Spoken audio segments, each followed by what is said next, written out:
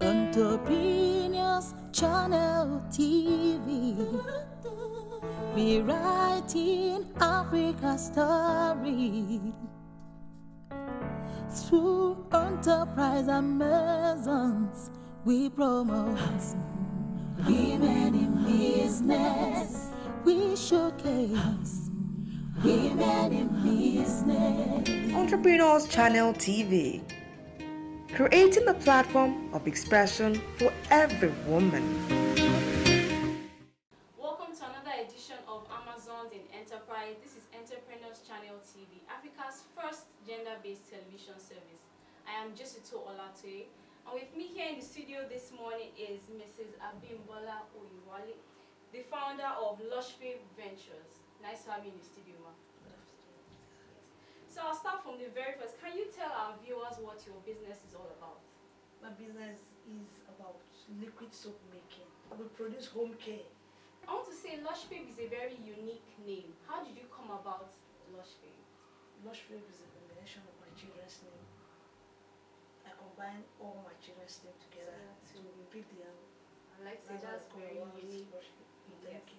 So for how long have you been in this business, and what are the events that prompted you to start it? I've been in the business for close to 7 years.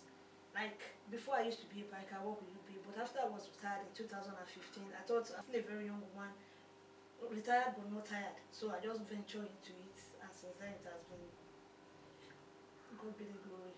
Source for funds. You know, there are so many things that come into play in establishing a business like this. Getting your equipment, your sales outlets. How were you able to source for funds initially? Like I told you, I used to be a banker, so part of the money were given, I used it to start up the business. So we usually say that savings is a very important factor when anybody wants to become an entrepreneur. Apart from savings, when one is exiting any corporate organization, they will give you these terminal benefits. So it's part of the terminal benefits that I use. Okay. So have you undergone any entrepreneurial management training? And if so, what has the experience opened your eyes to? I've undergone some vocational training, not entrepreneurship training. I'm open to it. If there's opportunity, I'm ready to go. But what I've gone for before is vocational training. Okay. So it's from the vocational training that you learned how to make soap, disinfectants? Yes. During the vocational training, we were taught how to make liquid soap, disinfectants, air freshener. But I specialize in liquid soap production. What are the challenges you faced over the course of this business? Mostly financial challenges. For example, if people make orders, even people from abroad, they make orders, but when they make order, normally it's at the point of delivery that we collect money. So at times, if the order is like somebody having a party, because we also make souvenirs out of the liquid soap. We do some brand for corporate organizations. So when they make demands, and the thing is, I normally go for soft loan. So to do the production, like immediately I deliver the job, they collect, they pay me, I return the loan. So I like to say there is certainly some level of competition in this kind of business.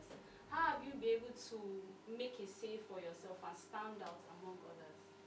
What is quality and purity. We try to maintain standards. And customer satisfaction is the first thing that we consider. We try to satisfy our customer, we maintain standards, and things has been going on fine. Okay, so in the area of production, what would you say is the importance of packaging of your product? Packaging plays a very important role in production, in any product. Like when we started this business, I was picking used bottled water from parties. That was what I was using. But as time goes on, we started having our own brand, new things, and that packaging has really helped us. It has moved the business to the next level. So do you have a word to the government or non-governmental organizations on this kind of business and how they can promote entrepreneurship in Nigeria?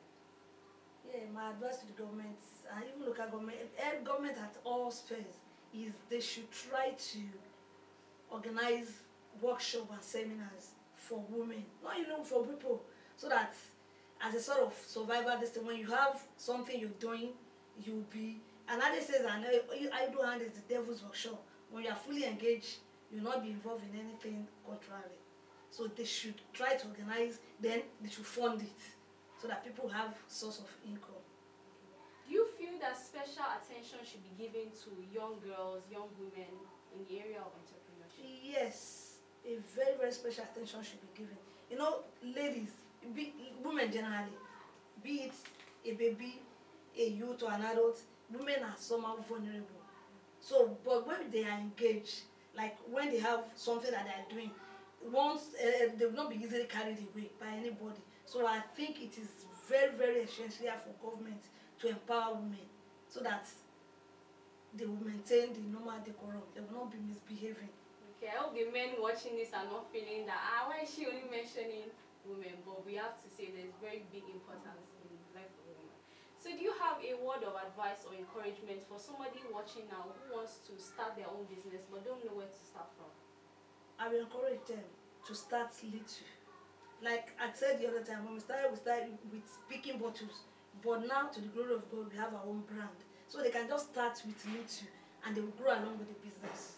Ma, I'd like to ask, what is your take on women empowerment? I support the program 100%. Women should be empowered. You know, most women, they are the breadwinner of their homes. I'm not being biased, but you know, men, a woman, when you give a woman 100,000, you see her in the next 1 year, the 100,000 will have multiplied.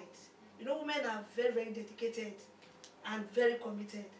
So when you give a man, I don't know, I'm not trying to be biased, but you know, anything, then women, anything we believe in, we face it squarely. So women should be empowered.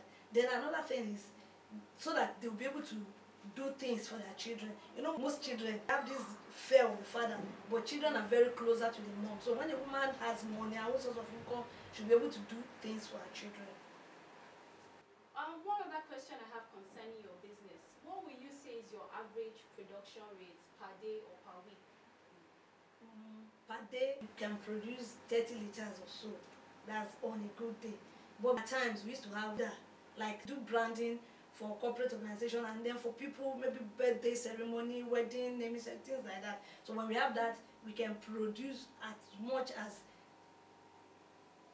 200 liters per day. So would you say the response you've gotten from people abroad is actually very encouraging? Yes, because you know, when you do work for somebody abroad, then they recommend to other people, and people have been. Speaking of recommendation, I wanted to ask also, how do you advertise or put your products out there? Advertise mainly online. Then another means of advertisement is through somebody. If A has done business with us and she's satisfied, she introduces us to B to C, C to D, so things like that. Referral, yes, has been helping us seriously. So that is it today on Amazons in Business. I am Jessica Olate, and I had with me in the studio Mrs. Abimbola, the founder of Loshfabe Ventures. I'll see you on our next edition.